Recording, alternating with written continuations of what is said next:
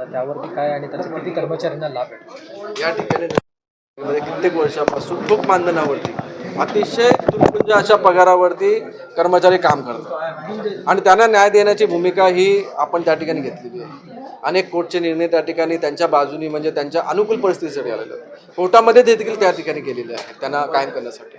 पण कोर्टामध्ये कुठे आपल्या पालिकेने निगेटिव्ह भूमिका त्या ठिकाणी मांडली, पण कोर्टामध्ये पुन्हा एकदा 7 तारखेला निगेटिव्ह भूमिका जाऊ नये या दृष्टीने आपण एक पॉझिटिव्ह प्रस्ताव आणि कोर्टाने जसे निर्देश दिले की एक टप्प्याटप्प्याने एक वन टाईम स्कीम त्या ठिकाणी आणावं, तर ही अंमलबजावणी आराखडा त्या ठिकाणी मांडलेला आहे.